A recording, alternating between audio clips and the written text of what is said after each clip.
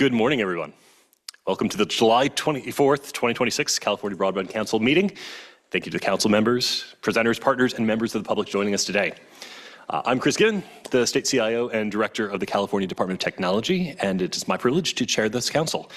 As this is my first California Broadband Council meeting, I want to begin by recognizing the leadership and work the council and its member organizations have provided to move forward and coordinate the state's Broadband for All programs, which collectively aim to close the state's digital divide and achieve digital equity throughout the state. This council has helped guide one of California's most significant, complex, multi-programmatic initiatives with a clear purpose: to ensure that all California residents have access to high-performance broadband, affordable home internet service, and relevant devices, and the skills and training to enable digital inclusion. I also want to acknowledge the leadership that preceded today's meeting. Former State CIO and Director Leona Bailey-Crimmins helped guide the Broadband for All initiative to this inflection point while keeping the focus on people, service, and outcomes. I appreciate the hard work that has been done by CDT, our state and local partners, and this council. Also, thank you to the Sacramento County Administration Center and their staff for supporting today's California Broadband Council meeting. We will now get started with roll call. Ms. Nguyen, will you start with roll call and review the meeting housekeeping items? Good morning, council members and members of the public. Please announce your presence as your name is called. Director Given from the California Department of Technology. Present. Commissioner Houck from the California Public Utilities Commission. Here. Deputy Director Yarbrough from the California Governor's Office of Emergency Services. Here. Deputy Superintendent Nicely from the California Department of Education. Here.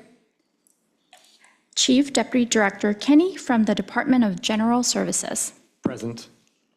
Undersecretary Hacker from the California State Transportation Agency. Present. Ms. McPeak from the California Emerging Technology Fund. Present. Deputy Secretary Flores from the California Department of Food and Agriculture. Here. Mr. Chisholm from the California State Library. Present. Secretary Snyder Ashtari from the Governor's Office of Tribal Affairs. Present. Senator Becker from the Senate. Assemblymember Gibson from the Assembly. Director Given, we have quorum. Now, housekeeping items for council members and members of the public. This meeting is being recorded. We will post a recording of this meeting, slides, and transcripts to the Broadband for All portal. Attendees, please note there is time allocated at the end of the meeting for public comments, either in person, via Zoom, phone, and read-through of public comments sent via emails submitted prior to the meeting. Presenters, please cue Amanda to advance your slides. Committee members, please use the raise your hand feature on Zoom or raise your hand in person to notify Director Given to call on you to speak.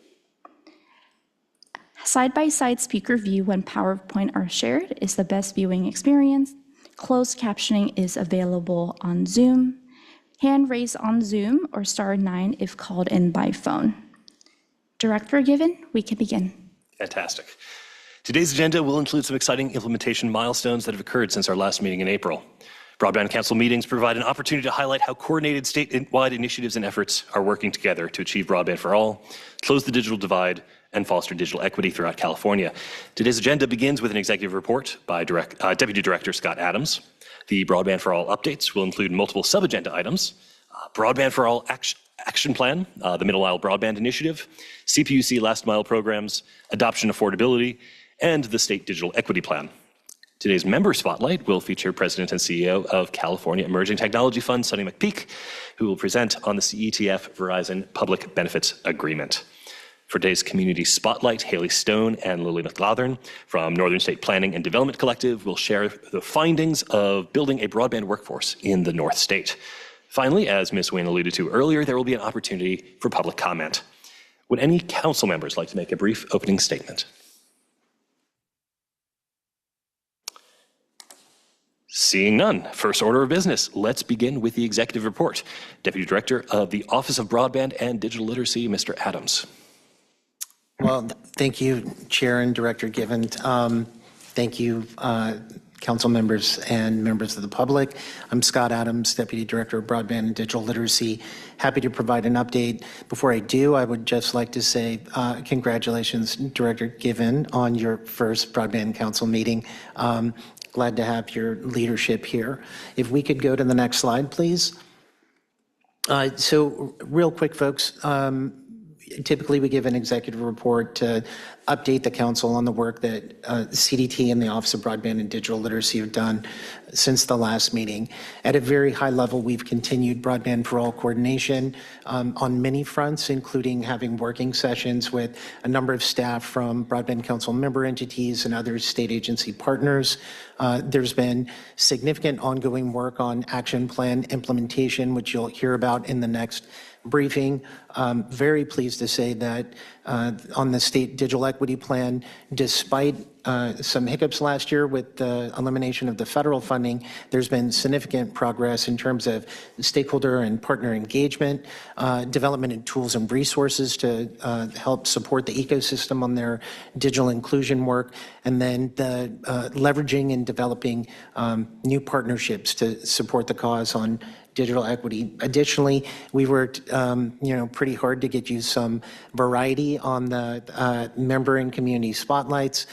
So hopefully you'll enjoy those. And that concludes my report. I'm happy to answer any questions.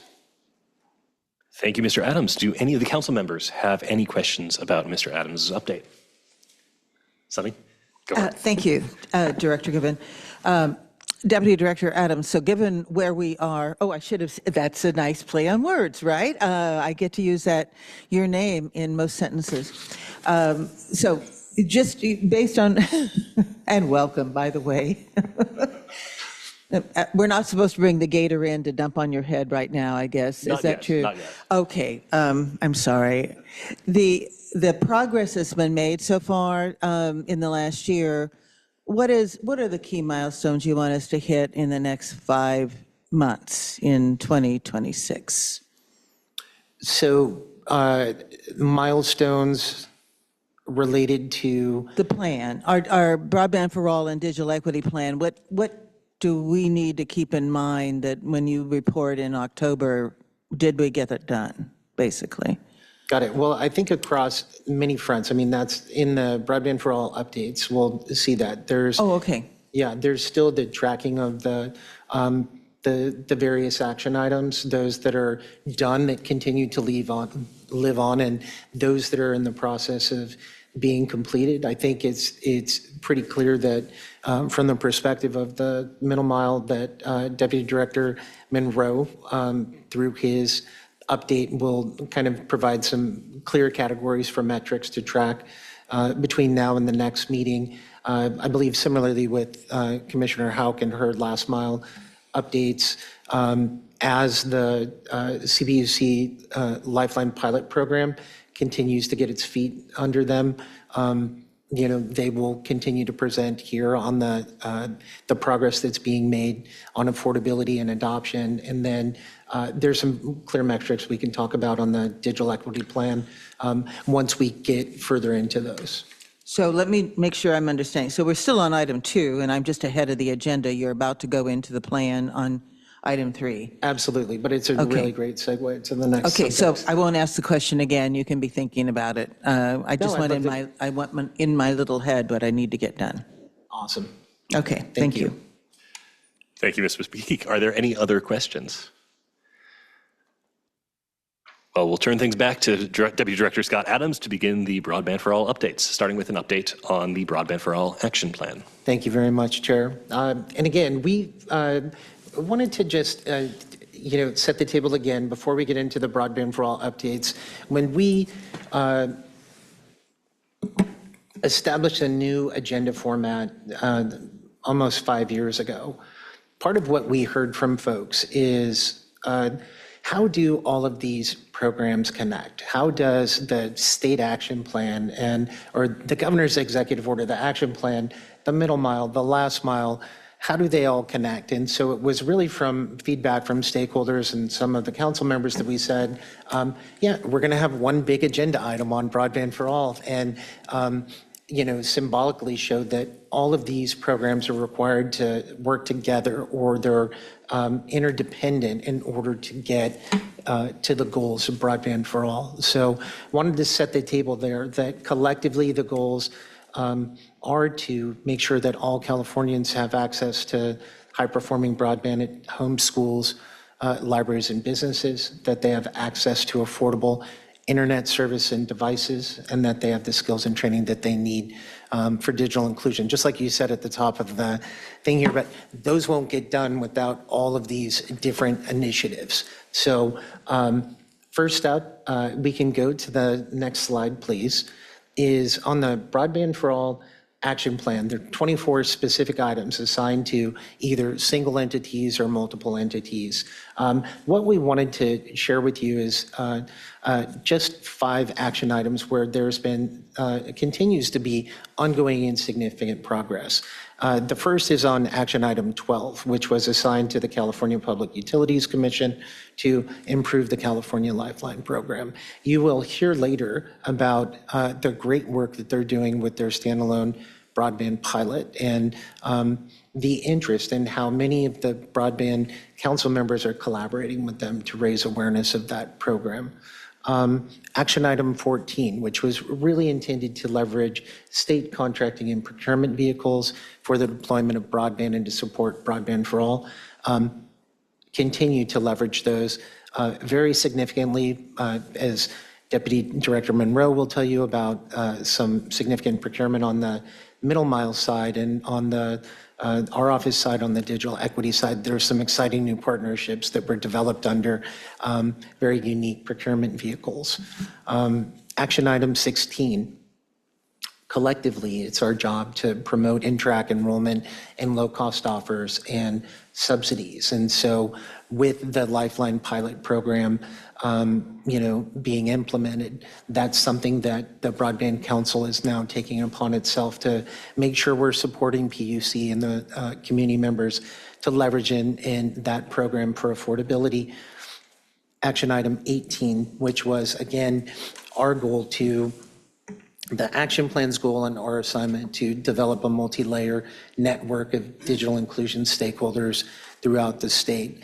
We're pleased to say that after 5 years of collective work, that we now maintain a database of over 13,000 entities, individuals, county, city government entities that are all, committed to achieving broadband for all here in California. And then I would say lastly is the action item 21 to highlight, which is the Broadband for All portal. As you members recall, the action plan designated or assigned CDT the task of creating a central repository of information online for the Broadband for All program. So the Broadband for All portal, we all have websites that track our agency progress as we should. This serves as a digital storefront for Broadband for All, and we continue to expand and improve that. One example over the last 3 months is that as MMBI, the Middle Mile Broadband Initiative, has expanded from a construction and planning phase to more operational and sales component. We've worked with their team and our internal folks at CDT to transform their web presence to more of those for sales of customers on the network or for the network. We've done a lot of other improvements that you'll hear about from staff and the digital equity plan portion. So that concludes my update on action plan implementation. Thank you, Deputy Director Adams. Do any council members have questions regarding the broadband action items?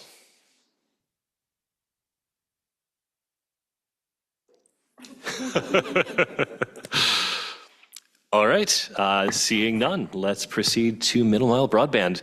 Mark Monroe, Deputy Director of the Middle Mile Broadband Initiative, will highlight significant progress the MMBI team and the broader partners have made implementing this historic initiative. Mark. All right, thank you.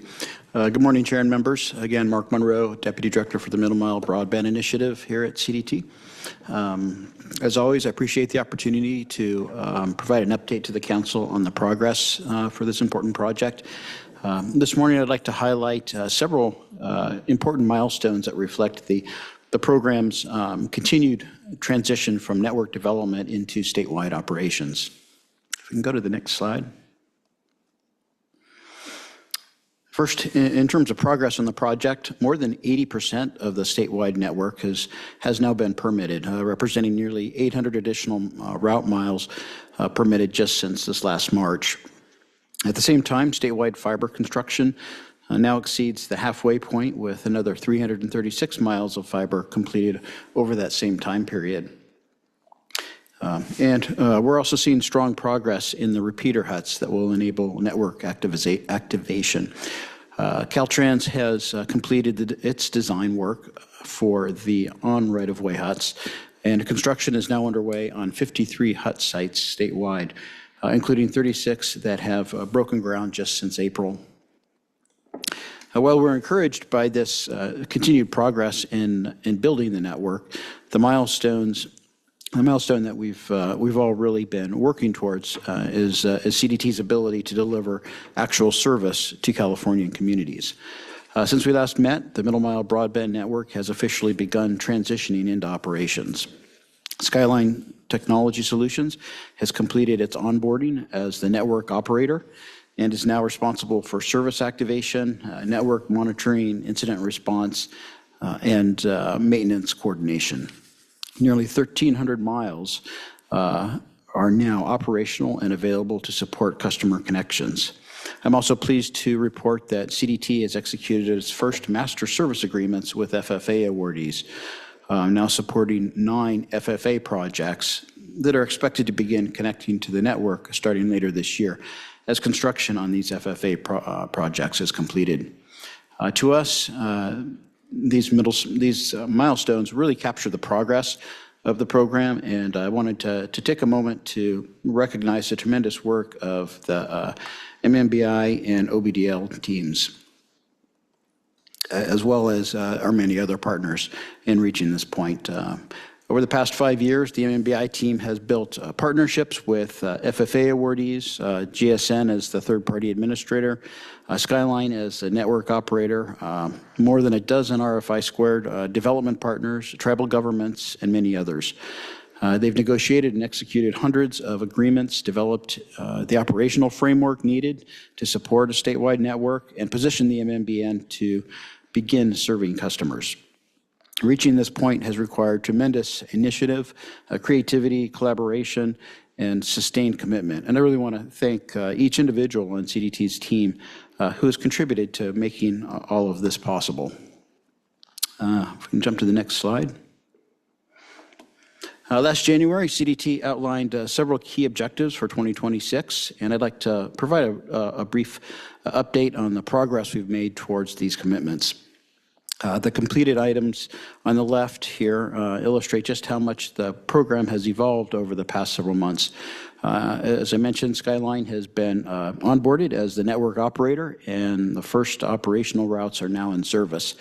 Master service agreements are being executed, and communities can now begin connecting to the Middle Mile network.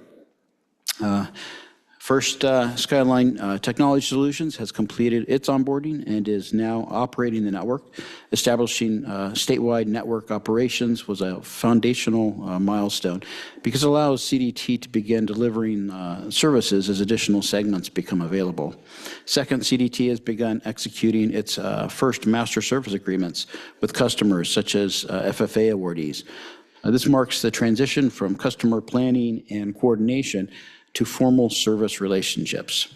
Third, as noted, nearly 1,300 miles are now operational, including more than 800 additional operational miles since our April meeting. That represents one of the clearest indicators that the program has progressed beyond construction and into active service delivery. The items on the right reflect the work that continues to expand the network's operational footprint, and we're on track to achieve those objectives as well. Construction of the repeater huts continues to advance. HUD installation, utility coordination, and equipment deployment remain essential because, as we all know, these facilities transform installed fiber into actual service-ready infrastructure. We're also maintaining our current construction forecast. By the end of 2026, CDT expects approximately 5,300 route miles to be constructed, about 65% of the statewide network, and approximately 4,300 miles activated and available to support customer connections as last mile projects become ready for service. And finally, our coordination with tribal governments and FFA awardees continues to move forward. Agreements are being executed to support future customer connections, and these partnerships remain central to fulfilling the objectives established in SB 156. Taken together, these milestones reflect a program that continues to build operational momentum. If we can jump to the next slide. All right. This update really illustrates the program's transition from network development into statewide operations. As I've previously shared, operational routes are now available for communities and providers to begin connecting to the MMBN. The green route shown here on the map reflects the operational network as of July 2026, while the gray routes identify the broader MMBN segments that remain under development. The operational route extends from San Jose to Los Angeles, east to Barstow, north through California's eastern corridor with connectivity to a data center in Reno, and then continues back north through Modoc County up to the Oregon border. This portion of the network is available to support customer connections now. Skyline Technology Solutions assumed responsibility for operating the network on July 6th. Their responsibilities include 24/7 network monitoring, maintenance, coordination, incident response, and supporting customer service delivery across operational segments. This represents an important evolution of the program. While permitting and construction remain a significant focus, we'll now also be tracking operational performance and customer onboarding. California's middle mile broadband network is now open for business. I'm going to jump, and consistent with this, CDT's Customer Solutions team has continued working closely with the FFA grant recipients, planning to connect to the MMBN. As I've noted previously, 65 FFA last mile projects anticipate using the network to extend broadband service into unserved and underserved communities throughout the state. And our ongoing coordination is focused on understanding each project's deployment schedule and aligning these timelines with the availability of the middle mile network. Since our last Broadband Council meeting, we've completed our Master Service Agreement, or MSA, for both dark fiber and lit service. And since late June, we've begun providing that agreement to interested FFA awardees that we're working with. As of today, CDT has executed agreements supporting 9 FFA projects located in 8 different counties. This marks another important milestone, demonstrating the shared commitment between CDT and the FFA partners to expand broadband access throughout California. It also moves these projects from planning towards implementation as future MMBN customers. And over the coming weeks, we anticipate executing additional MSAs with FFA recipients and other customers, allowing service orders to be submitted to Skyline so network services can be activated as those projects become construction ready throughout the next year. Next slide, please. Next, I wanted to briefly update the Council on GSN's ongoing sales and marketing efforts. GSN began this outreach effort approximately 6 months before CDT operationalized the first segment of the network along Digital 395. The goal has been to build awareness among potential customers as they develop their long-term strategies for bandwidth capacity, network resiliency, and geographic diversity. As shown here, GSN has developed a potential sales pipeline consisting of carriers, hyperscalers, enterprise customers, and anchor institutions that are evaluating long-term dark fiber and lit service needs. As we would expect, the pace of the network completion remains an important consideration as prospective customers evaluate when to enter into long-term service agreements with CDT. The GSN reports that customer interest remains strong, and we expect additional opportunities to progress as more operational segments become available. But this pipeline also reflects meaningful market interest in California's statewide middle mile network and the services it will provide. As CDT continues transitioning its network into operations, these discussions help inform our customer readiness, provisioning, and service planning activities so that we're prepared to onboard customers as additional segments become operational. As more of the network comes online, we expect many of these discussions to progress from customer interest to executive agreements or to executed agreements and ultimately to active network services. Next slide, please.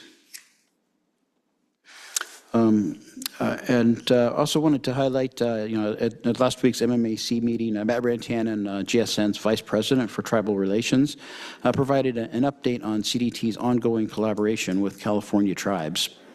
Over the past several years, Matt has engaged in hundreds of conversations with tribal governments to better understand how the MMBN can support their connectivity goals and broader broadband priorities.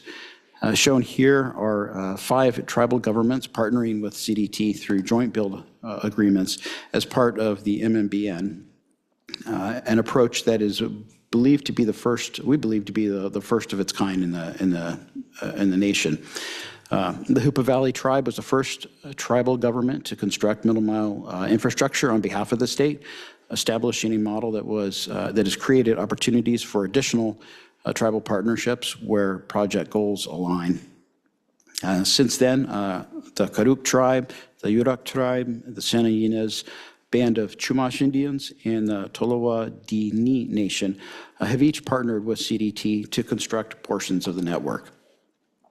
And then in addition, 3 other tribal governments are partnering with CDT by hosting critical repeater hut facilities on tribal lands. These locations strengthen the statewide network while also supporting broadband opportunities within the tribal communities. The next slide. All right. You may also recall that one of the program's earliest milestones was connecting the first customer to the MMBN, and that customer was a tribal community. The Bishop Paiute tribe was an outstanding partner throughout that effort and graciously hosted hundreds of attendees this past April as we celebrated the network's first operational connection. Looking ahead, more than 30 additional tribal governments are actively planning to connect to the state's middle mile network. And these partnerships directly support the activities established in SB 156, which specifically identifies tribal communities as a priority for expanding broadband access throughout California. I'd also like to recognize Secretary Snyder Ashtari for her early guidance and engagement with CDT as we began working with tribal governments. The Secretary's advice helped shape our approach to building meaningful government-to-government relationships and identifying opportunities to partner in support of tribal broadband priorities. And lastly, if we can go to the next slide, someone will be tracking that CDT holds stakeholder engagement meetings every quarter. The next one is scheduled for next week, July 31st, so please reach out if you're interested in attending. Thank you, and that ends my update on the Middle Mile Broadband Network project. Thank you, Mr. Monroe. Do any council members have questions for Deputy Director Monroe? Ms. McPeak? Thank you, Mr. Chair. And if Undersecretary Hacker is on, I do also have a question for him, although I can't. There he is. There's James. Okay. But first, Mark, on the slide that has the map of California, what is the FFA project it is in the most northeast corner? I think it's Modoc County. What is that project? What is that FFA project? It's a, yeah, if we can pull up the map. I believe it's a tribe up there. I'm sorry, I'm not. There's a tribal project up there, and I'm drawing a blank on the name of which of the 65 that is. It might be in the northeast. Okay. So there we are. And is the activated line, the Zio line on the northeast, the one that is immediate in that coming north-south to the data center? Yes. It is. And there are huts installed ready to access along that corridor? Yes. Okay. All right. Thank you. And then the question to Undersecretary Hacker. I know you have been particularly involved in really providing significant leadership in terms of permitting in the Caltrans right away. I just want to invite you to comment on the progress that you've been able to make, and then think about, particularly in October, what we would report as the keys to success there. Yeah, I appreciate the question, and yeah, first, appreciate all the work that CDT has put in driving this project towards completion. As I think we discussed, as we've discussed a couple of times here, this is one of the largest, not just sort of broadband projects, one of the largest infrastructure projects in the country, period. And so the leadership of CDT and the work of CDT and Caltrans and all of our joint builders has been really instrumental in getting us to this point. In terms of where we are on state right-of-way, I think Mark may have spoken to some of this, but we've got roughly 3,000 miles of the network that are on state right-of-way. We've permitted more than 21, as of last week, I guess, maybe 2 weeks back was when the last reporting period closed. So just before the last Middle Mile Advisory Committee, we permitted just north of 2,100 miles of that. More than 1,000 of those permit miles were issued this year alone. So permitting has certainly accelerated over the last 12 months, which puts us in at least a decent place to get into a good spring towards the end of the year. Our goal on the state right away is to complete permitting of as close to that full 3,100 miles as possible. And so at this point, we're ticking through sort of the outstanding, very large permits that we already have in progress. We're doing sort of north of 150 miles a month. We expect that work to continue. As we get into October, similar to other sort of infrastructure projects, frequently there's the stuff that takes the longest is frequently the most difficult. And so, we feel that we're in a pretty good place for the next couple of months, but there's going to be a fair amount of work to be done between Caltrans, CDT, and our joint build partners who have also done a ton of work here and have come a very long distance with us to get to the place where we have this sort of very structured and clean working sort of permit machine running. It's going to take a lot of work to make sure that we can keep this current rate going, especially as we get into the end of the year where we're tracking the last couple hundred miles of permits. Because once we get to that point, it's stuff that was either added to the network or sort of shifted to a particular section of the project later in the process. So we've had less time to work on those permits, or it's permits that are more complicated, permits that involve endangered species or protected waterways or things like that, that just naturally are more technically difficult to complete and require more work to do so in, sort of more work to do so in a responsible manner. But, we're hopeful that we're going to get there. Thank you, Mr. Hackett. Are there any additional questions? Seeing none, we'll move from middle mile to last mile. So Commissioner Houck from the California Public Utilities Commission, CPUC, has many last mile grant programs that support last mile connectivity to homes and broadband adoption. She will share recent wins and significant progress the PUC has made this year. Commissioner Houck. Thank you, Chair Given, and welcome and congratulations on your appointment as well. So today I'm going to provide an update on our last mile programs associated with the multi-year broadband investments in Senate Bill 156 and other related PUC last mile efforts. So please go to the next slide. So this slide provides a table regarding the programs that the California Public Utilities Commission offers. We have our Broadband Equity Access and Deployment Program, and that is a $42 billion federal program from the Infrastructure Investment Jobs Act that is being implemented by the National Telecommunications Information Administration, or NTIA, and California was awarded $1.86 billion from this program. I am pleased to announce that NTIA did approve California's BEAD final proposal last week on July 17th, so that is great news, and we're very pleased to report that. And I'll be providing additional information about the program and the final approval when we get to the next slide. The next program listed here is our California Advanced Services Program, or CASF. This is one of the, CASF is one of the public purpose programs supported by the CPUC approved surcharge on communications access lines. These programs are funded by a portion of the monthly flat rate of 90 cents collected from every active access line in California. And it consists of 6 programs that support a range of community broadband needs, from technical assistance to infrastructure, public housing, consortia, and broadband adoption. And I'll have several updates regarding that program a little bit later in the presentation. And then I want to move to our Broadband Loan Loss Reserve Program. This is a program that was authorized by SB 156, and it supports public entity bond financing for broadband projects. California's $50 million Broadband Loan Loss Reserve Fund expands the ability of local, nonprofit, and tribal governments to finance broadband projects with an emphasis on public broadband networks. The PUC recently approved Resolution T17925 on July 2nd. This resolution updates the guidelines to include a direct loan option, and it makes available the $50 million in existing loan loss reserve funds as both direct loans and credit enhancements to eligible tribal governments, government agencies, joint powers authorities, and nonprofit organizations working with governments.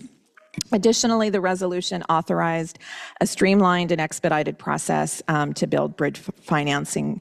Qualified last-mile broadband grantees awards can now be approved administratively by our Commission's Communication Division staff in an effort to expedite getting funds out to get fiber in the ground. Last on the table is our federal funding account. This program supports reliable last-mile broadband infrastructure in every county of the state. The multi-year funding of approximately $2 billion represents comprehensive one-time investments implementing the vision of broadband for all. The PUC held 2 rounds of applications and has awarded $1.23 billion to date under the program. Future application rounds and grant awards of approximately $550 million, which is the amount of the funds that remain from the overall $2 billion, could be available if appropriated in 2027-2028 fiscal year. And last, I will close today's presentation by sharing a spotlight on an FFA grantee at the end of the slides. So please go to the next slide. So as I mentioned, the Broadband Equity Access and Deployment, or BEAD program, is a $42 billion federal program. California was awarded $1.86 billion from the program, and the PUC received its approval from NTIA last week on July 17th for its final proposal. The final proposal was initially submitted in December of 2025, and this milestone from submission to approval represents months of work by Commission staff, our federal partners, and especially the preliminary subgrantees who have hung in there with us and have we appreciate all of the efforts that everyone, especially our subgrantees, have made to make this happen. And they have been patient throughout the process. And since the submission of the final proposal in December, we have completed 8 rounds of curing requests from NTIA. The outcome of the work has been approval of our proposal to serve 100% of broadband serviceable locations using 76% of the $1.86 billion allocated to California, which comes out to roughly $1.41 billion for the final proposal. I want to commend the Commission's Communications Division staff and all of the folks that worked on making this happen. Excellent work was done, a lot of patience, and we did make it to that final approval finish line. We will provide further updates in the coming weeks on the BEAD final proposal through our website, and expect to publish a resolution for public comment outlining the revisions made since our original submission in December, in time for our September 17th, 2026 voting meeting. So we anticipate this resolution will be voted on at that meeting, and it will provide both a summary of changes to locations served and cost savings, and the attached data files will contain information about each individual location in our approved final proposal. So we're very pleased to have NTIA's approval for this final proposal. It's going to serve 100% of nearly 270,000 eligible locations, which is the most locations of any state in the country, and approximately 95% of the reduction in BEAD locations comes from low Earth orbit satellite. And also we were able to offset some of this with some of the grants through our CASF program and getting those commitments there. So we are very, very pleased and happy to see that final approval come through. Please go to the next slide. So the CPUC continues to fund broadband infrastructure projects that expand access to high-speed internet via the CASF application process. During the 2025 application cycle, the PUC received a total of 41 broadband infrastructure grant account applications requesting approximately $424 million in funding to provide broadband internet to over 18,000 households. As noted on the top right of the slide, the CPUC recently approved 8 projects for approximately $68 million at the June 11th and July 2nd voting meetings. These 8 infrastructure projects are in the 7 counties shaded in green on the California map, and they are Humboldt, Inyo, Lassen, Plumas, San Diego, Sierra, and Siskiyou counties. On the bottom right of the slide are 7 additional counties in which another 6 projects for approximately $74 million went before the commission and were approved last week. I'm pleased to report that these 6 grants, again, were approved by the commission and represent in purple on the map Marin, Monterey, San Luis Obispo, Santa Barbara, Santa Clara, Santa Cruz, and Sonoma counties. With the projects approved in last week's commission meeting, the new CASF broadband infrastructure account awards now total over $141 million. Combined, these 14 new projects are going to serve 3,300 unserved locations in 14 counties across the state. I'd like to highlight that many of the shaded counties with new awards on this map are some of the most rural and remote areas in the state. The PUC Communications Division recently issued additional resolutions for public comment that recommend awarding another $24 million in projects from the infrastructure grant account, and we are looking to consider those resolutions at our August 13th meeting.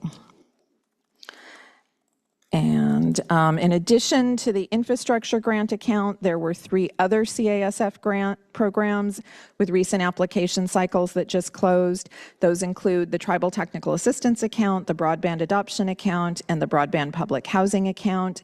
All had application deadlines of July 1st, 2026, and I'll be talking a little more about the adoption account in just a minute. And then looking ahead, I'm also pleased to report that the PUC has approved the fiscal year 26-27 budget allocation of $136 million for the CASF program in Resolution T17914. So with that, please go to the next slide. So this slide provides updates on our Regional Broadband Consortia account, including recent awards, program rule changes, and the development of our Tribal Consortia program and outreach. Commission Decision 2511-003 made several changes to the program. The decision authorized 3 new regional tribal consortia for the first time. The Commission recognized that tribal governments have been underserved and need to have consortia support that is targeted to tribal governments for the needs that tribes have, and that tribes have different needs potentially than counties, and that we wanted to ensure that that service was there, particularly given the number of projects that are being built in tribal communities and by tribes. The decision authorized 3 new regional consortia, expanded the consortia account scope to include BEAD program activities, and streamlined administrative requirements. Resolution T17919 was approved by the Commission in June of 2026. This resolution approved 6 regional consortia account awards for up to $3.4 million in 16 counties. Notably, these include grants in 2 consortia that are serving, one Silicon Valley and one the East Bay. These were areas that previously were not being served by consortia, and the table on this slide lists the consortia grants that were approved at our June 11th meeting. And they'll be serving San Luis Obispo, Santa Barbara, Ventura, Alameda, Contra Costa, Solano, San Francisco, San Mateo, Santa Clara, El Dorado, Nevada, Placer, Sierra, Inyo, Mono, and Los Angeles counties.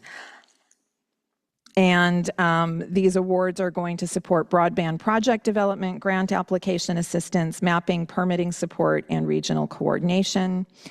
On the bottom right of the slide is a note highlighting the recent CASF Tribal Consortia Workshop, which was hosted by the Mechoopda Indian Tribe at CSU Chico last week on July 14th.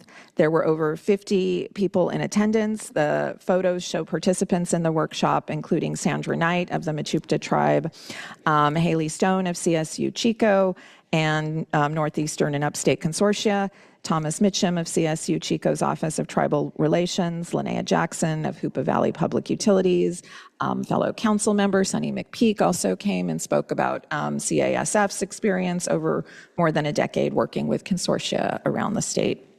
And the workshop is part of the CPUC's continued outreach related to the development of the tribal consortia. We're going to hold 2 additional workshops, one in Northern California and one in Southern California. There's a QR code for additional information if you would like it, and there's also information on our website.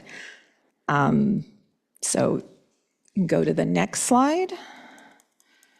I'm now going to talk about our adoption account. The CASF adoption account received 154 applications in January, which had been the highest number in program history until our July 2026 application round.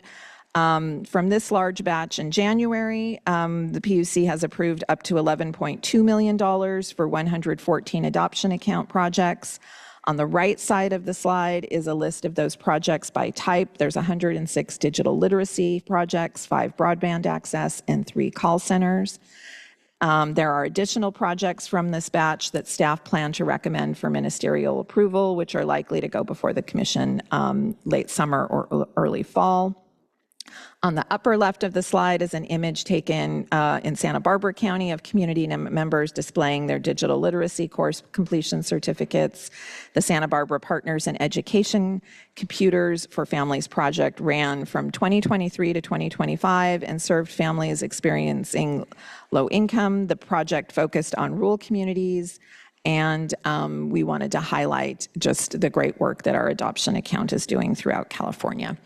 And below is another image of a literacy class at St. Mary's, and this cohort was one of 5 East Bay locations participating in the Everyone On East Bay digital project, and the project served low-income seniors in Alameda County and helped seniors build the digital skills needed to stay connected and access essential services.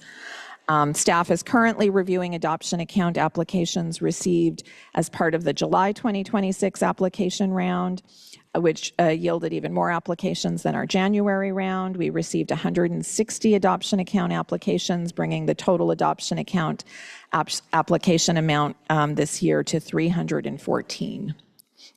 I want to highlight that these grants will be providing resources such as digital tools, training, and other opportunities that develop into longstanding benefits to the communities they serve. And if you want more information about the adoption account and any of our other programs, please visit our CASF website on the PUC's webpage. So let's go to the next slide, which I think is the last slide. And Just want to say the PUC is proud to spotlight the city of Fort Bragg and the Fort Bragg GIG project.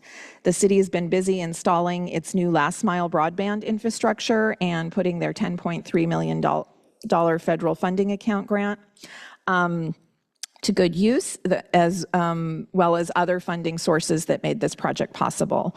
Prior to awarding the city of Fort Bragg its federal funding account grant, the PUC awarded the city nearly $500,000 in 2022 for infrastructure planning under the local agency technical assistance account grant. And I just want to reiterate again, which we have at other meetings, that local governments and tribes that participated in our local agency technical assistance or other technical assistance were much more likely to get to receive successful FFA or CAFA grants. So technical assistance is really critical, and I want to underscore that. The Fort Bragg project also leverages California's access to middle mile broadband initiative, and it's going to support the new traffic network. They're going to be connecting to the middle mile. And the city's strategic use of multiple grants is a prime example of the need for different types of grants and how these programs ultimately build upon one another to produce the kind of results we're seeing through this project. On the left side of the slide is an aerial image of the city of Fort Bragg, and the red lines represent the underground fiber distribution system installation that is currently underway. As of the end of last month, the city of Fort Bragg had completed about 48 miles of underground conduit and 30 miles of fiber cable as of the end of June. And the city expects to be ready to connect the middle mile later this year. Once complete, this project will benefit approximately 7,000 people and bring high-speed internet connections to about 2,500 locations. The project's key data points are listed on the right side of the slide. And I will conclude this spotlight on the metric that touches the people in the community directly, the last mile. This project is intended to be able to provide connectivity to every home, business, public safety location, and anchor institution within the city of Fort Bragg. So with that, I thank you for the updates, and we'll turn it back over to you, Chair Given. Thank you, Commissioner Houck. It's a tremendous amount of progress, and it also reflects a tremendous amount of work by not only the PUC, but by communities across the state. So it's an exciting moment. Do any council members have questions about Commissioner Houck's update? Miss, I think you might be the only one. So Ms. McPeak. Well, first of all, Commissioner Houck, congratulations on BEAD, and I know that you personally were involved with a lot of the communications with NTIA. I think it's a great success. 8 rounds of curing literally would destroy my mind, so thank you so much for hanging in there. With all of the additional CASF awards and FFA, and now BEAD will come along, I'm anticipating some of the same challenges on permitting that MMBI had. And I want to just flag that and make sure if Undersecretary Hacker is still listening, that I'm certainly getting a lot of calls about permits at the local level. And I do think it would be very helpful if the PUC staff sat down with, I know you're in very close coordination with Mark and the Middle Mile Network. I think in the permitting on all of the last mile stuff that there may not be a full understanding throughout Caltrans as to this is also the same kind of challenge. We really have stepped up the focus on MMBI, but the deployment, the rapidity of what we can do in deployment is really important with all the dollars that you're putting out, because the price points that were bid or were proposed are going to start slipping if we can't do that. So that's comment number one. Number two is just to go back to the question I'd asked Mr. Adams about our targets in this year and reporting in October. When I run the numbers for the magnitude of the challenge in California for affordability and look at the piece that CASF plays, which is huge in not only deployment but in adoption, we're really down to about 500,000 households who are unconnected, underconnected, and making fairly good progress there. But 68% of all low-income households who are connected are paying too much. So the affordability issue, that's about 1.6 million households. And what I can't reconcile but suggest we try to is with all these revenue streams coming in, and I'll be reporting on one, which is a public benefits agreement, that we try to figure out what those cumulative impacts are for the number of households we need to get connected, provide digital literacy to, and get devices to for full adoption. And that could be a really useful exercise for all of us to get on the same page. Perhaps I know you do the most work around this, sitting on the council. I invite your direction and leadership on that.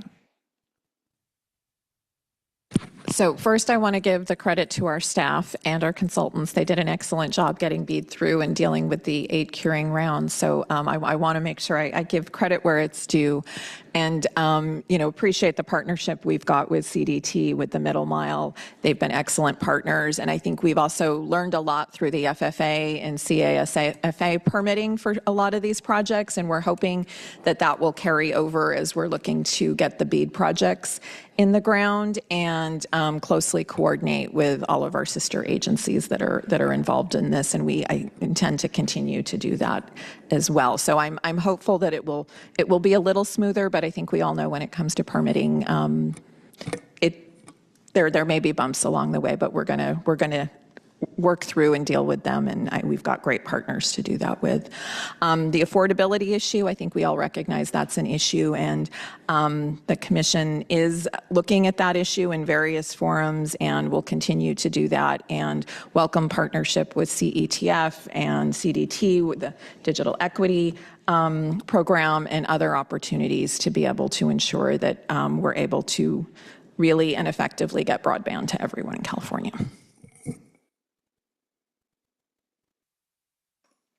Any further questions for Commissioner Houck? Seeing none, we're going to stick with PUC and turn things over for our next Broadband for All update. We'll hear about adoption and affordability, specifically on the CPUC Lifeline Home Broadband Pilot Program, and Mr. Robert Sansone. Good morning, everyone. Robert Sansone, Supervisor of the California Lifeline team. Next slide, please.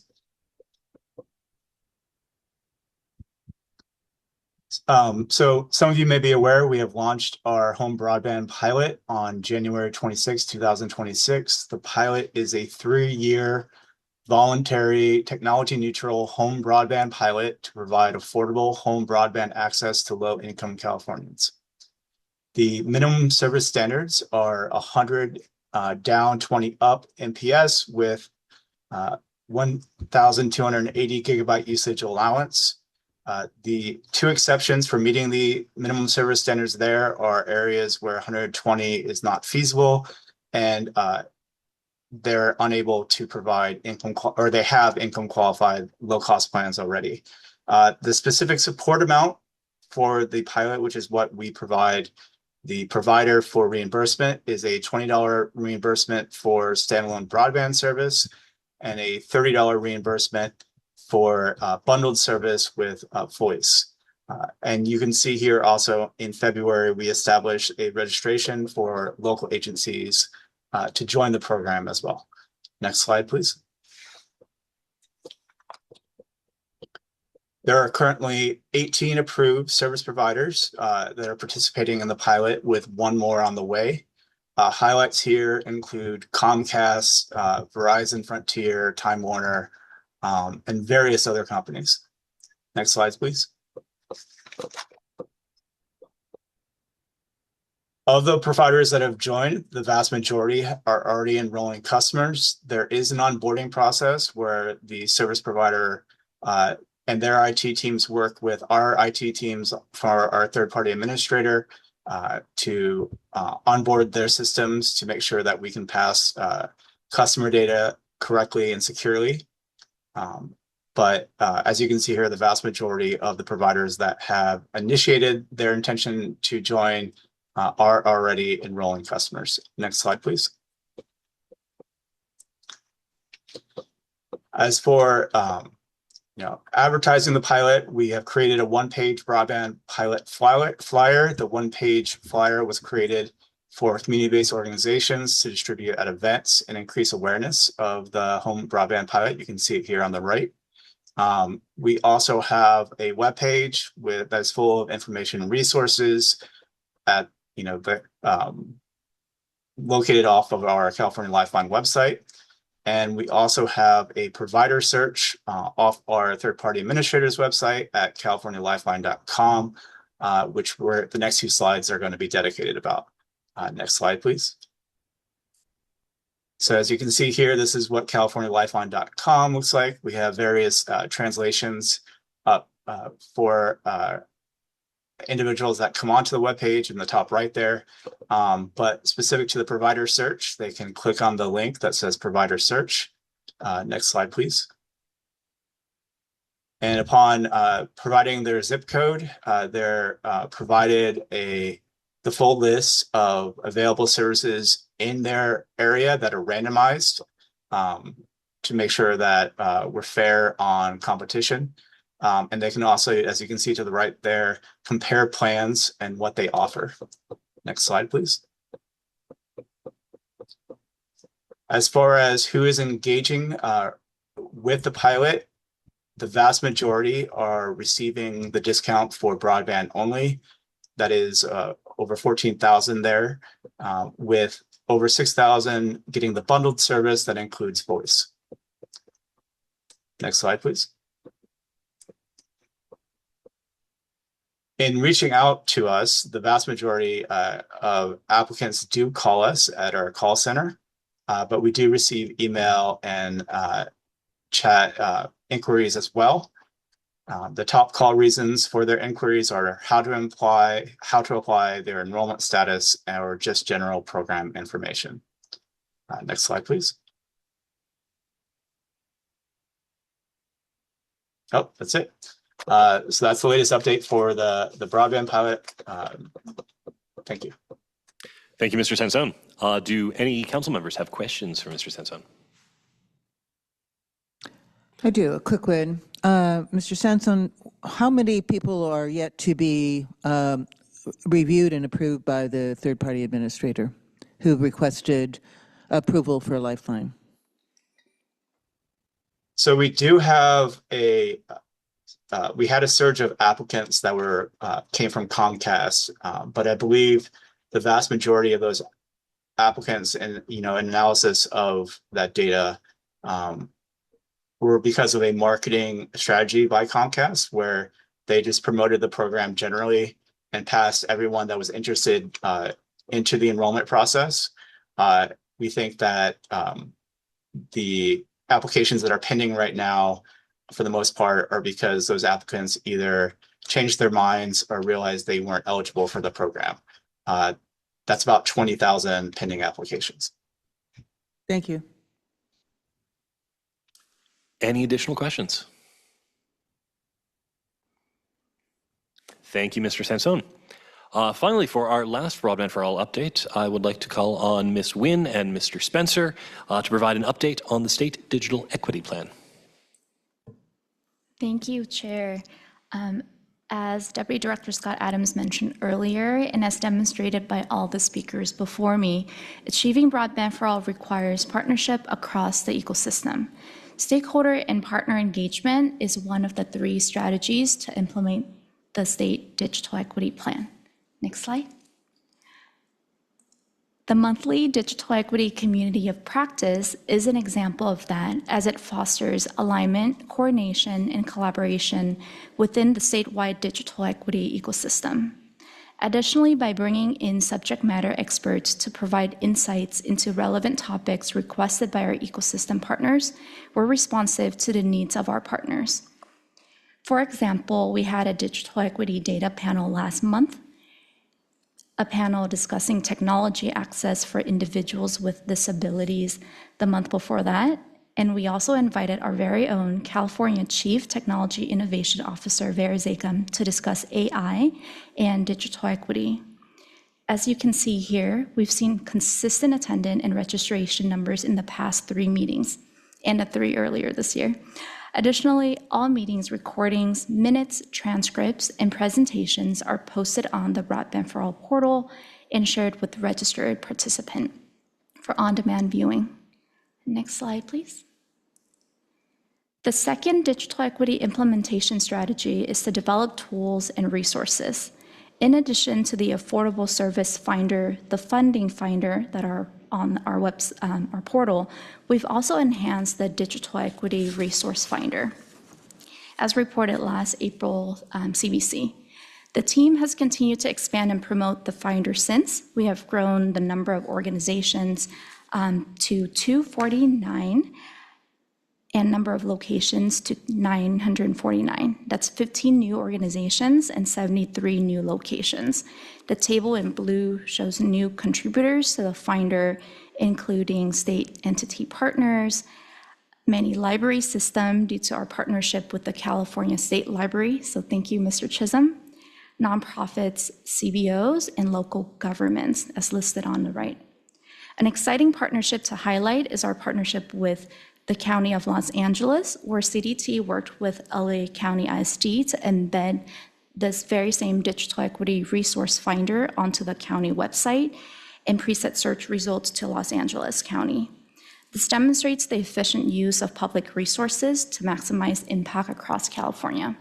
Because the county supervisor were asking the county ISD team to essentially develop the same tool. So we were able to effectively use a tool that has been developed by the state and implement that in LA. I will now ask Broadband Administrative Manager James Spencer to share about the digital inclusion partnerships. Yeah, thanks, Ann. So another leg of our digital equity implementation strategy was to leverage existing partnerships and develop new ones to implement the strategies and key activities outlined in the digital equity plan. So last time I was here, we talked about the request for innovative ideas. That was incredibly successful, and it gave us some great ideas. We closed it out and established 7 unique partnerships that are specifically aligned towards activities related to the digital equity plan. So the slide here illustrates how we have partners to promote and track low-cost offers. We have partners who are providing access to digital literacy skills and training platforms. We have partners who are going to help train digital navigators. There's folks who are working on a statewide device ecosystem. There's 3 unique efforts to refine digital equity data, and then some neat partnerships around providing access to online educational and workforce development resources. So we're really excited about these partnerships that are going to be providing services to community-based organizations to fill public need, which does lead me to my last slide. So our next community of practice is going to be on July 30th. We're going to introduce the partnerships there and the services and the resources that are being provided to attendees at the community of practice so they can find out how to make use of those resources if they choose. And that concludes my update. Thank you, Mr. Spencer. Thank you, Ms. Nguyen. Do any council members have questions? I don't. If you click the mic, turn mic on button, or you. I didn't want to just start speaking, but I did anyway. So. Thank you. Thank you for the update. And it's always great to hear about what is going on with, with all the work that's going on with the middle mile and last mile. But I do want to bring up, as we talk about the digital equity plan, 2 issues that are looming in the K-12 library space that I'm hoping we can kind of talk about that could really be upending affordability and equity for our K-12. And I see Member Chisholm is on as well, and I'll let him speak on behalf of the libraries if he would like to speak up to that. But right now, we have 2 issues. The FCC is proposing changes to the E-rate program, and that brings $400 million approximately to our schools and our libraries statewide, which will punch a big hole in our budgets if we don't trying to address that. And we are trying to address that with the federal government. We also have some changes that we are looking at that would also be impacting us through the California Teleconnect Fund that would deem ineligible our institutions, our county offices, and our district offices that have been coordinating these programs for 25 years. And so we know that our schools and our libraries, as Ms. McPeak mentioned, those areas that are unconnected, they rely on free and reliable internet from our schools and our libraries, and we will be facing some issues there if we cannot look at this holistically as a council and as a state as to how we may have to fill in some of these holes and the real impact on digital equity that we have all been working towards. So I just wanted to raise that up as something that we're trying to address in a time when our schools are facing budget deficits with declining enrollment and the issues that may be surrounding us regarding just very tight budgets. So I don't know if Josh, if you want to chime in on that or not. Only just to echo what you said, we are facing some concerning developments at the federal level around the E-rate program, which, yeah, as you said, it's I think around close to $2 billion over the last 5 years has come into the state via discounts on our broadband services for schools and libraries. And if the worst happens and those are substantially cut, that money's going to have to come from somewhere because, as I'm sure we all know in this room, we can't just go, oh, we'll just turn the internet off and keep moving. That's not how schools and libraries work anymore. So yeah, thank you, Member Nicely, for raising this issue. And I agree with everything you said. I appreciate you flagging this issue, Deputy Superintendent Nicely and Mr. Chisholm. Are there any additional questions on digital equity? Has the FCC opened, Mary, a formal proceeding on E-rate reform?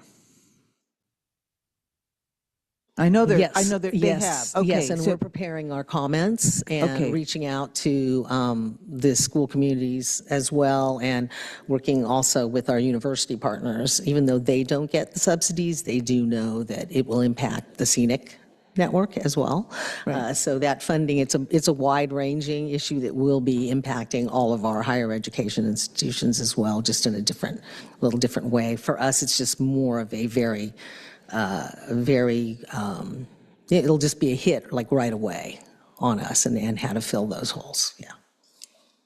A follow-on comment. The Universal Services Fund, I think, has needed reform for a long time. It's like this $4 billion annual box, opaque box. Having said that, we spent in a lot of time years ago in an E-rate proceeding, and if you, CDE, the library, would just share maybe among the council members, we will go in and dust off what we had and try to update it as well. So thank you for bringing me up to date on the proceeding is open. Thank you. Any further comment? All right. Thank you, Ms. Wynn. Thank you, Mr. Spencer. Next on our agenda is Member Spotlight. I would like to welcome California Emerging Technology Fund President and CEO Sonny McPeak to provide progress on their work on the Verizon Frontier public benefit agreements since the last report. These public benefit agreements represent a significant opportunity and resources to support broadband for all implementation here in California. Ms. McPeak. Thank you, Mr. Chair. Let's go to the next slide.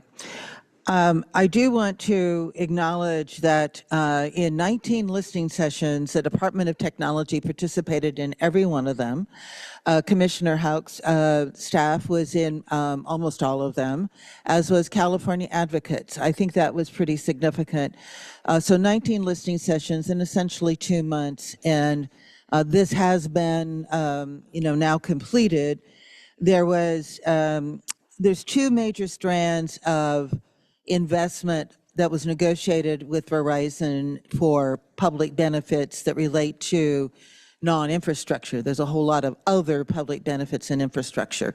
One is 40 million into digital inclusion. Another is it was 1 million that CTF is to manage to assist them to provide 500 million in contracts to small businesses in California. I want to hasten to add that the Public Utilities Commission approved the public benefits agreement. So it is the commission that really has the primary, I think, credit here and responsibility for having approved the transaction with significant public benefits that add to all the other revenue streams that have been reported on. So our job is really to show how this can be complementary. The purpose of the listening sessions was to figure out how to have those public benefit investments complement what is our digital equity plan, the Broadband for All plan, not to be in any way a substitute for either the process that developed those plans or a substitute for those plans. It's to be an augmentation. So in terms of the digital inclusion sessions, we have the numbers that there were 152 registered, 137 attended, and then we received 47 proposals for how people could help achieve the primary outcomes that we're responsible for in those public benefits agreements, which is to get 100,000 unconnected households online and digitally proficient. The second strand that we received was the million, and right now, essentially 200,000 of that immediately was put out into grants to business networks to co-convene listening sessions with us.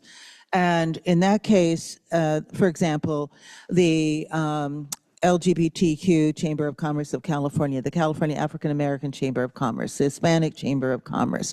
It's actually the California Hispanic Chambers of Commerce, the Cal Asian Chamber of Commerce, California Workforce Association, the Foundation for California Community Colleges, Small Business Utility Association, the National Disability Institute. I think those go through the primary business partners or networks that co-convene these listening sessions, and 459 people registered, 245 attended, and we received proposals for all 9 of the co-convening partners to carry on the next step. And the next step I'm going to go through in just a moment, but I do want to note that this is a pretty tight schedule that everybody operated on to do this kind of effort.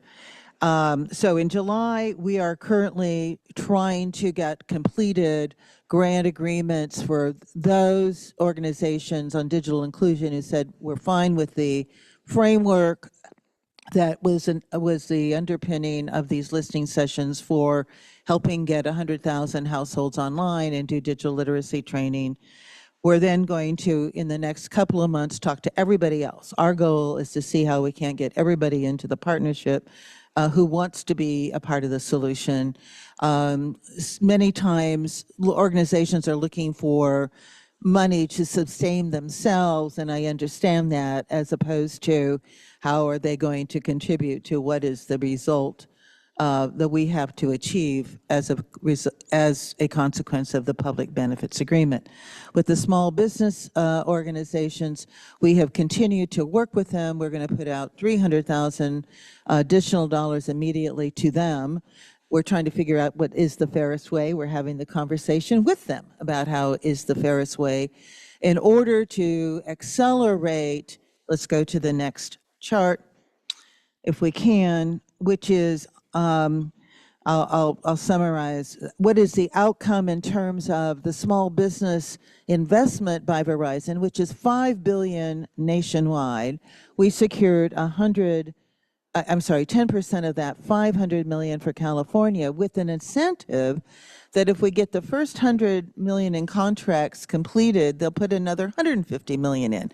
To have $650 million for small business is a huge investment. It's larger than I've seen in my lifetime, which is several decades in this business. So we don't want to lose this opportunity. Now, what is the goal of that? It is so that our suppliers for Verizon and all other regulated utilities and the workforce represents the California population. There is a huge mismatch. For 40 years, these companies have reported under General Order 156 to the PUC, and I do want to say it's an embarrassment to all of them that they have not made more progress. And so this is our opportunity, and our overall metric is, in 5 years, when we finish this work, we better damn well have suppliers and a workforce that represents the California population. So we keep that focus, which is consistent with how we have defined the FCC's willingness to support non-discrimination and equal opportunity. By definition, if we don't have a workforce or suppliers that represent California's population, then there is, by definition, unequal opportunity and discrimination somewhere. And that's what we all have to get our arms around. So the digital inclusion listening sessions that Mr. Adams and his team will tell you reinforced everything we heard in 2023, doing 20 workshops in 3 months. So it is that you've got to have trusted community messengers, the term digital navigator, who's trained to actually connect resources, but not just to refer people, to actually get them connected to the internet and digitally proficient and help them find an affordable device. Everything must be in language and in culture, and that sensitivity has to be built in from the very beginning. We want to work through existing networks, which is why everybody of the 47 who propose, we want in the boat. You know, we might have to figure out how to modify the boat, but we really want them to all be in the family, this family that you're building, that complements everything that you heard Ms. Nguyen talk about in terms of the progress having been made and those who are part of the portal for the Department of Technology. It is really most helpful to integrate digital inclusion into existing services.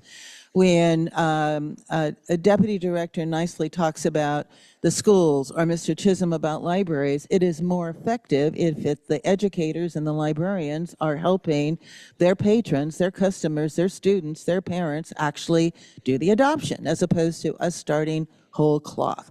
It is why when Secretary Snyder-Ashtari talks to tribes, or Commissioner Houck, they're going to listen in a different way. What they're doing is going to have more effect if we're now incorporating digital inclusion into every other service they have, such as doing tribal TANF. So that's the whole goal here. Let's not keep reinventing additional wheels on a wagon. Let's try to improve those that we have. Technical assistance and support really is becoming important for a number of the smaller CBOs. They cannot replicate everything that has to be done at a more economical scale, which is why Mr. Adams talks about a digital equity ecosystem. And lastly, everybody wants sustained money and flexibility. And often what they mean by that is just give us more money to do the work that we've been doing. We're having an interesting conversation about we have to achieve these outcomes. Those are not negotiable. They're actually in a public benefits agreement I signed with Verizon and the commission approved. What is flexible is how you get there. Please show us the best way, a better way. Let's keep trying to drive to the greater efficiency. Those are the outcomes on digital inclusion listening sessions. So we have a focus on outcomes and performance standards, but flexibility in implementation. On the small business side, if we can go to the next slide. And by the way, these QR codes are the action plans that have been compiled. Summaries of all 19 listening sessions. They're online, also not only for CETF, but at the Department of Technology, full transparency, we hope.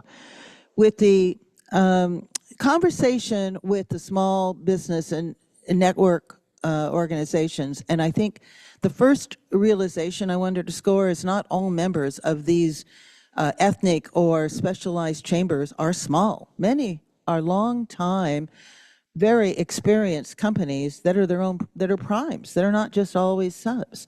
And there has to be a recognition of the spectrum of experience in order to get to that diversity that we want that represents the California population. And so the concept that arose from them is a multi-lane approach. Verizon has tools, they call them Digital Ready and the Small Business Accelerator Program, but there needs to be a fast lane to procurement with much more proactive effort by all of the utilities, including Verizon, to address the procurement challenge, to not make it hard for businesses to know that you have a bid open. Tell them very proactively. There are operational needs that each of these organizations also need in order to reach their members. They have a potential reach that is 650,000 businesses in California, and they think they can engage directly 49,000. That's pretty good, but they have to have capacity and support to do that. There has to be ongoing sustained relationships from all of the regulated utilities with these organizations. They need the tools, and Verizon has great tools to assist, but people are not going to use the tools unless there is some assistance to get over the inertia of them just trying to find the next contract to remain in business. And lastly, if I might just echo a common message here, work with the existing networks. Going to the next slide. We are going to be reporting out not only here, we do community of practice, grantee learning communities, so there's reporting to each other, performance benchmarking. We also do annual reports to the parties, each other, and then we do annual reports to the legislature through the California Public Utilities Commission. So that is, I think, our last slide, and what we are hoping to be the a capstone on reporting the progress of using this public benefit agreement to augment everything else going on in California. That was my last slide, right? That is indeed your last slide. Thank you, Ms. McPeak. Do any council members have questions? Oh, thank you. It is a Put me on the spot since I ask questions of everybody else, but you don't have to. It is a tremendous amount of engagement, and it's always so gratifying to see people joining your bigger boat. So thank you so much.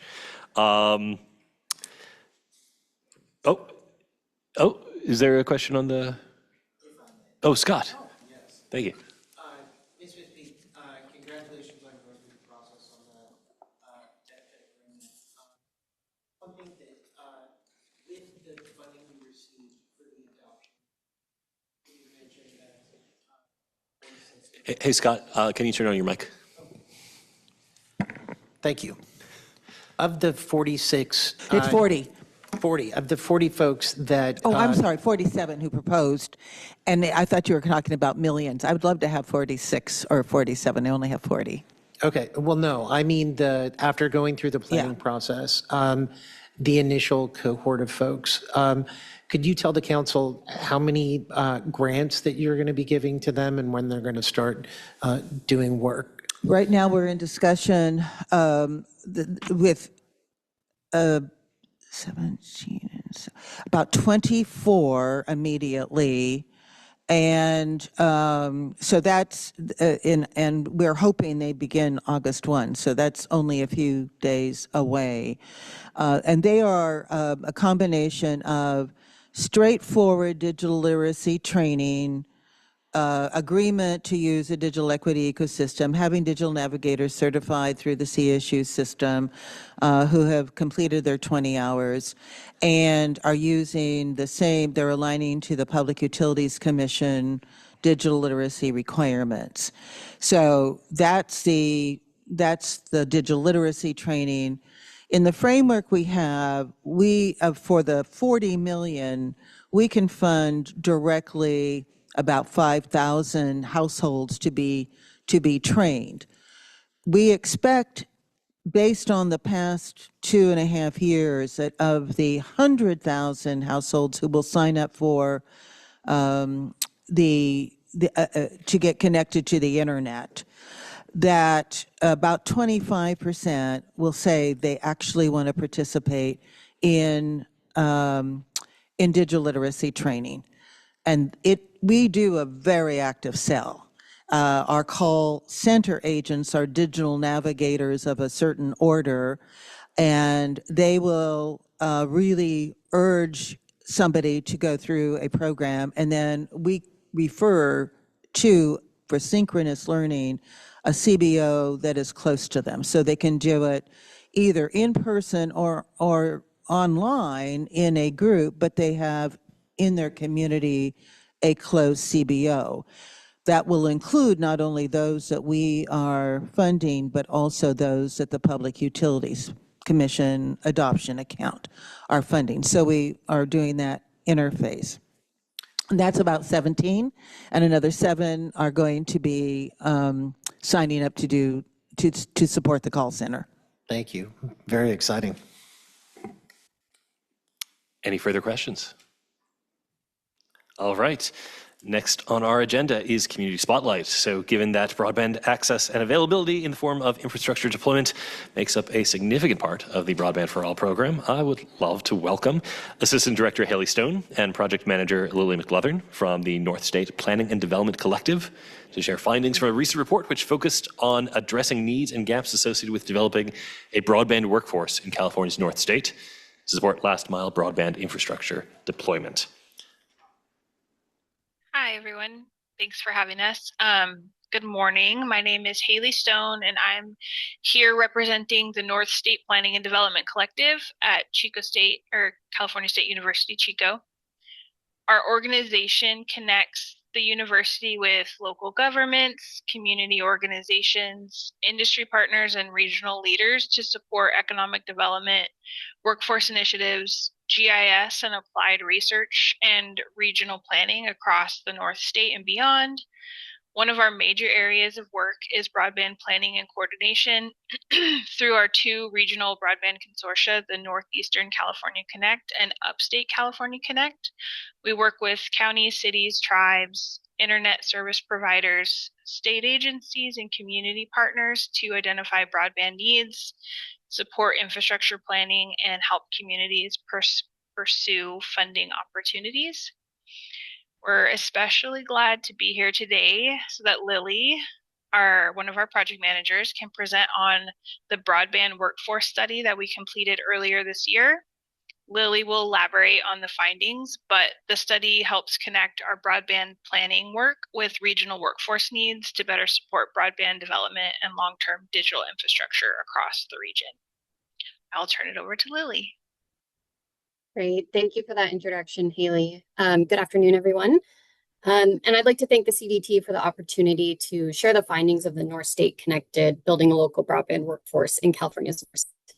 So the focus of this report is not simply broadband access or adoption. It is specifically about workforce needed to build, maintain, support broadband infrastructure across our rural North State region. As broadband infrastructure investments accelerate through state and federal programs, the central question we examined was, does our region have the workforce, training capacity, and coordination structure needed to meet near-term and future broadband deployment needs? Next slide, please. Thank you. So our report focuses on the NECC and UCC regions, which together cover 10 inland North State counties.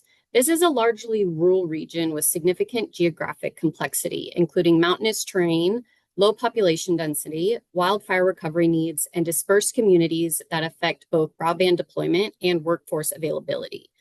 The key point is that broadband infrastructure funding and projects are moving forward, but the success of those projects depends in part on whether the region can supply and retain skilled workers. We can go to the next slide, please. Thank you. So this slide shows the 2 evidence streams behind our report. We use secondary data to understand the regional broadband, labor market, training, and project landscape, and then paired that with direct input from the people working in the system.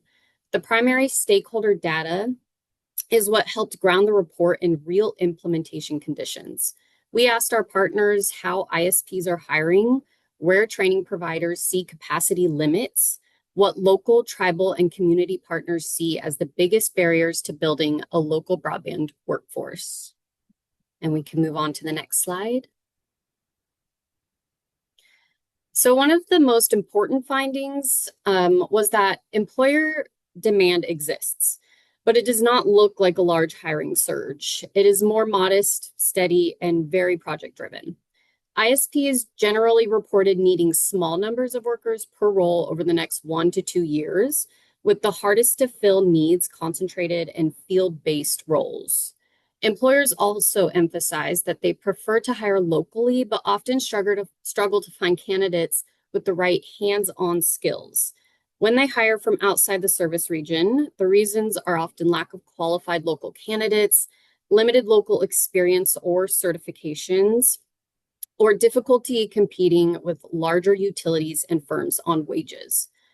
So on the training side, the region has many related programs, including construction, electrical, and line worker training, but we found limited broadband-specific training. And when speaking to our training providers, they expressed interest in supporting broadband workforce development, but identified barriers like lack of program funding, instructor shortages, equipment costs, and curriculum approval times. We can go to the next slide. So our report identifies 5 key findings. You can see those listed on this slide, and the report goes into depth on each of these. But as we looked at the larger picture, we discovered that these findings show broadband workforce needs in the North State are steady, local, and practical. However, the region needs better alignment between employer demand, hands-on training, and coordinated placement pathways, especially in rural, tribal, and post-disaster communities where labor pools and training access are limited. And we can go to the next slide. So our report lays out recommendations unique to each stakeholder group, but point toward a coordinated, practical workforce strategy rather than a single new program. Employers need to clearly communicate hiring needs and field readiness expectations. Training providers need short, hands-on modules that can fit into existing programs, and workforce, local, tribal, and regional partners need shared systems for recruitment, placement, supportive services, and coordination. The main takeaway being that broadband deployment and workforce development need to be planned together. In the North State, the challenge is less about hiring large numbers and more about building a coordinated local pipeline that can support rural broadband projects over time. And we can go to our last slide, please. So here you'll find a QR code for the full report. And at its core, North State Connected shows that broadband workforce development in rural California is not just a labor issue, it's an implementation issue. If we want broadband investment to reach rural, tribal, and post-disaster communities on time and with lasting impact, we need local workforce pathways that are practical, coordinated, and grounded in the realities of the field. Thank you. Thank you so much. Do any council members have questions? Ms. McPeak? Yeah, I think that was great report, Haley and Lily. So when is your next summit, and what numbers of annual summits will this one be? Our next summit is going to be August 6th, and it's the 8th annual. And what time, so everybody can attend? Yes. Yes, of course. It is going to be virtually from 9 a.m. to 11:30 a.m. And we have some great speakers and panelists lined up. And if you're curious about how to register, you can let me know and I can forward information. Thank you so much. Sunny. Thank you for the leading question. Are there other questions? Yes, Commissioner. I just wanted to thank you for the presentation and recognize all the work that Chico State is doing in this area. And again, thank Chico State for co-hosting our Tribal Consortium workshop earlier this month. Thanks. Of course, Commissioner Hauk. Hi. Yeah, thank you. Thank you for the update. I know that we've worked a lot with our North State K-12 schools. And so a question I have is regarding if there's discussions as we look at workforce development around like cybersecurity and how that may play into, once, people who are disconnected don't have to worry as much as people who are connected, and how that plays into any of the planning or any of the training that you are going to be conducting.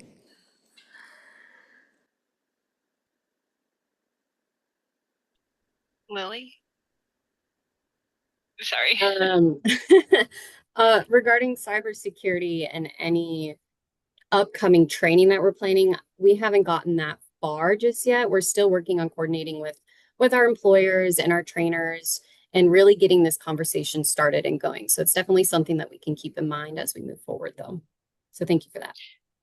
Yes, and I'll add that our ISPs are wanting to move towards this whole, like, a holistic package for consumers that offers like customer service type stuff as well. And so I definitely see an opportunity to build cybersecurity into that fold.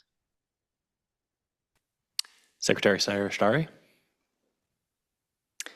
I just wanted to commend you all also for the cross-collaborative work. I think this is really interesting and cool, and can't wait to see how it goes. My question is, do you have a way of measuring outcomes? Like, you've got your proposed how we move forward, but it would be great to see how you're checking in with folks as you start, as folks start kind of adopting these recommendations. Do you want me to go? I can take it a little and then you can follow up if I miss anything. But the main sort of feedback loop that we have right now is our quarterly ISP roundtables. At our last one, we took a presentation and talked with ISPs and also workforce development and community college training partners, and had a really robust conversation about like identifying real tangible ways that we can move forward. And the general feedback from everyone in attendance was that just being able to have the conversation with the right people in the rooms was a really great positive next step. I think so often like education and industry operate a little bit siloed, and to be able to bring them together and have a conversation was really productive. Lily, if you have anything to add. Not really. I think in general, this report and the interest in it has really taken us by surprise a bit. So we're just really thrilled that we're getting the engagement that we had really hoped to when we first kind of thought about what we wanted to research in our region in relation to broadband deployment. So the current streams are those ISP roundtables and the initial people at our table talking with us and getting this really moving. That's great. Thank you so much, and great work. Thank you. Any last questions? Okay, really fantastic. We very much appreciate you joining. Now we'll move on to public comment. Ms. Nguyen, will you please provide the public comment guidelines and begin the public comment? Thank you, Chair. To ensure everyone who wishes to make a public comment can do so, we respectfully request 1 person per entity and 2 minutes per person. The order of public comments will be in-person comments, Zoom and phone comments, and emailed comments submitted prior to the meeting. For in-person comments, please form a line at the podium. For Zoom, please use your raise hand feature in the lower toolbar, or *9 if you're calling in by phone, to raise your hand. Emailed comments received prior to the meeting will be read at the very end. We will start with the first person in line at the podium. Chair, I am not seeing any. So next we will hear comments from Zoom via hands raised. There are 2. The first hand I see is from Mr. Patrick Messick.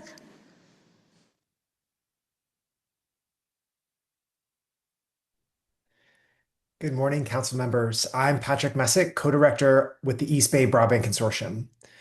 The prohibitive cost of internet remains the #1 barrier to functional broadband access. California has an affordability benefit available, and we should make sure eligible families can use it. At the last Broadband Council meeting, I raised one barrier we could fix now: eligibility for students attending the state's highest poverty schools, referred to as Community Eligibility Provision Schools, or CEP. The Lifeline Broadband pilot recognizes participation in the National School Lunch Program as an eligibility pathway. CEP is a federally authorized provision within that same program, designed specifically to serve high poverty schools. And the FCC already recognized students attending CEP schools under the NSLP eligibility pathway for the Affordable Connectivity Program. Yet today, California still does not yet recognize CEP attendance in the same way. Since our last meeting, we've been working with the CPUC staff, public advocates, CETF, industry, and others on a path forward. There appears to be near universal support for recognizing CEP within the existing NSLP program pathway. Our ask is simple, and it has been simple. Before back to school, issue an interpretation clarifying that CEP is included within the existing NSLP eligibility pathway, using the most efficient legal mechanism available. Schools are preparing now to communicate with families. If we act now, they can point families toward an actual affordability solution when students return. If we wait, we lose that window for another school year.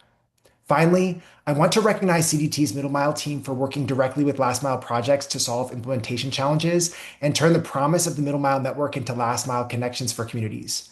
Designing infrastructure to deliver public benefit, especially in communities that the market has historically underserved, is never simple. But the tried path has left too many communities behind. This is the kind of collaborative problem solving that we need now to close the digital divide. Thank you. Thank you, Mr. Messick. Thank you. Next, we have Lindsay Skolnick. Please come off mute.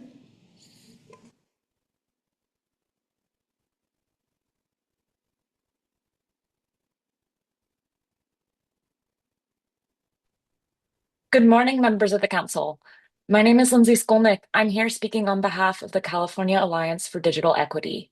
First, I wanted to share my excitement about the number of applications the CPUC received for CASF adoption account grants. At a time when funding for digital equity activities and programs is hard to come by, CASF plays a critical role in maintaining the state's digital equity ecosystem. CADE feels it is important that the CPUC is empowered to maintain and find ways to strengthen the CASF program so that it can continue to serve as a funding bedrock for various local stakeholders that are working to increase connectivity in their communities. I also wanted to acknowledge the CPUC for providing community-based organizations with the Lifeline Home Broadband Pilot flyer. CADE is working with our partners to promote the pilot program, and as that is underway, it'd be immensely helpful to also have access to more public information about all plans providers are offering through the pilot and where those services are being offered across the state. In the past, I've suggested this information could be published in the form of a map, but even just a comprehensive list on the website would make it easier to tailor promotional materials regionally and explain the full suite of offerings available to residents. Thank you so much for the consideration of my comments. CADE is grateful for the leadership of this council and looks forward to advancing our collective work to close the digital divide. Thank you, Ms. Skolnick. Thank you. We did not receive any comments emailed prior to the meeting, and there are no more comments in Zoom or here in the room. So Director Given, Chair, that ends our public comment session. Thank you, Ms. Nguyen. Are there any council members who would like to make additional comments before we close the meeting? Absolutely. Thank you. Just really briefly in response to Ms. Stolnick's comment, I would encourage you to look at our website and the materials that were presented earlier by our staff on the affordability, and look at the website that has the list of providers for the pilot. And if there's additional information you think would be helpful, please reach out to our staff. And thank you for the comment. Any further comments? Okay. I want to thank the council members and presenters for their contributions today, and to the members of the public, Mr. Messick and Ms. Skolnick, for their thoughtful comments. I will also want to express my gratitude for those working so diligently to move things forward, including the staff at both CDT and Sacramento County Administration Center, working behind the scenes to support the CBC. Your work is valued, and you make great contributions to advancing broadband for all. Our next meeting is scheduled for Friday, October 23rd, 2026, starting at 9:30 a.m. here in the board chambers and online. We look forward to seeing everyone there. With that, we conclude the July 24th, 2026 California Broadband Council meeting. Thank you, everybody.